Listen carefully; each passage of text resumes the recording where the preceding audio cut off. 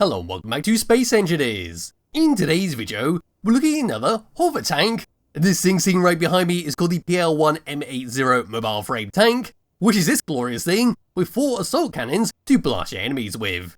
So this thing glides along the ground on its wheels, which have been placed on their side, and it's boosted around via hydrogen thrusters, which do give it some respectable speed. And just to show you how the wheels have been set up very quickly, coming down underneath here, and there we go, they simply sit on their side, and create a very odd feeling when driving around on a planet. Now this thing does have enough thrust to actually fly around like a ship if you wanted to, very useful for getting up mountainsides, but for all intents and purposes, it's designed to glide along the ground. So moving all the way up like so, pressing F10, finding it in spawn menu, the mobile frame tank is 703 small blocks, using the Wasteland, Automatons, Heavy Industry, and Sparks of the Future DLC packs.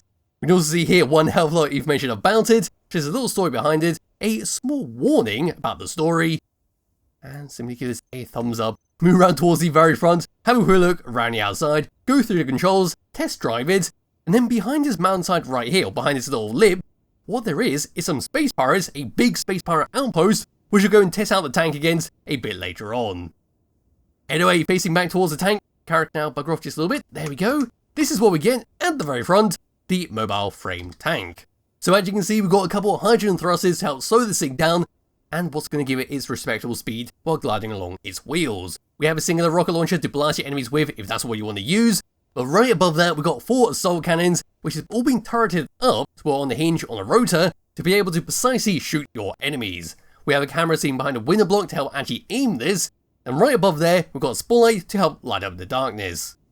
Moving back down to here on the left and right hand side, we do have some spotlights to also help light up the darkness, and also some great use of the hazard skin blocks, just for a bit of decoration. As we were to move around onto the side past this area that had the spotlights attached onto it, what we got are these little raised pieces, which look like they should house some proper wheels.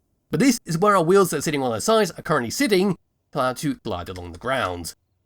But there we can see some more hydrogen thrusters for our left and right, and also a great look at the side of the turret. Moving all around towards the very back of this thing, all the way around to here, a few more hydrogen thrusters, some great use of our column blocks and some beam blocks just to give it some decoration. And there's a connector right in the middle to help dock this thing up and to load it up some more ammunition and some more hydrogen. Moving all the way up and looking down, there we go, we can see some great use of our neon tubes as well as some random blocks. Then over to here where our spotlight is sitting, we've got ourselves a column right behind it for some more decoration. Moving all the way towards the front, there's our assault cannons. Then moving all down underneath it, hopefully we can see some stuff past all of this grass. There we go, that's all of our wheels and how they've been set up. There's all of our hydrogen thrusters to help get you up a cliff edge.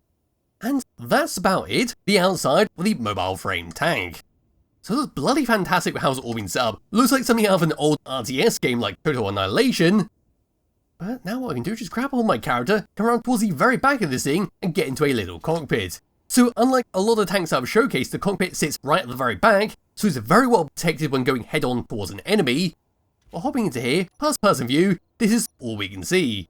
So we can see a program block right there which for our turret script, then right down here we've got a reactor to power it, some hydrogen tanks, and on one side a few more hydrogen tanks, on the opposite side another hydrogen tank, then looking down we've got our planetary gravity, our hydrogen power usage, and our little horizon thingamabob. But anyway, coming out of there and pressing number 1, this is going to be to control our turret on top. So with the free camera looking away, there we go, we now turn this thing around, lift it up and down, and that's about it. And of course, if you were to mouse click, you can then fire them all at once, and because they do have such force behind them, it moves the entire tank a considerable distance. Let's go and do that one more time. There we go. You can even use that as a propulsion system if you really wanted to. If I was to come back into this, hop out of that turret, back into free camera, after a short delay the script will then realign the turret automatically, and it should go all the way down, there we go, and now it's back to its standby mode. Anyway, back into this, number 2, number 3 is to change the friction, which can be very useful when driving this thing around. So it's to move forwards like so, that's simply what it's like. Let's press number 3, we now turn that all the way down, and it becomes a lot harder to control. It becomes very slippery, very hard to actually maneuver around, so you can always toggle that with number 2 to get it to where you want it to be. I personally like to have it on 15 because it feels pretty good to drive around with. Number 4 is round thrusters underneath to turn them on and off, so if we were to drive this thing around and try to move up, we can no longer do that. Pressing number 5, this is for our rocket launcher on the side where now we can mouse click that and just fire it straight forwards. Number 6 for our spotlight on the top turret, number 7 for our batteries to auto or recharge, number 8 for our reactor in front of the cockpit, and then number 9 for your hydrogen engines to turn them on and off. Over to tab number 2, we then got a antenna on and off, are connected to lock and unlock it, and then a rotor lock to stop it from wobbling around, as we were to say drive this around at high speeds. Very useful just in case it goes clang, because you never know when that might happen. And on to tab number 3, we've got nothing else, so it's time to actually drive this thing around. And just for a quick demonstration, let's go and lift this all the way up. So yes, you can just drive it around like a ship if you really wanted to, but it does kind of defeat the purpose of what this thing is designed for. So moving forwards, here we go. And if we were to turn down the friction just a little bit, there we are. We could get some very respectable speed out of this. So here we go, we can just about get up to 100 meters per second, but I am going to turn up the friction just a little bit very carefully while slowing this thing down, just make sure it doesn't randomly flip out. So here we go, we go up to very high speeds, as long as the ground is nice and flat. Anyway, just moving this thing around, it's going to be very odd compared to a usual vehicle. Can't really turn this thing around, it's just going to be too rotated like you would flying a ship. As for that, the only thing left to do now is to drive over to these space pirates and start to blast it with the turret on top. So there they are right there, 1.4 kilometers away. And I suppose I can just turn down the friction just a little bit, and we start to get a bit quicker as we have to move along over to it. And there it is, we're now 1.1 kilometer away. Can we see any turrets on there? No, I cannot. Oh, there's one right there. Let's go and try and snipe them out. She's just coming out of the turret for the moment, putting on the parking brake back into the turret. Now, hopefully we won't wobble around as much. Let's go and fire it like so.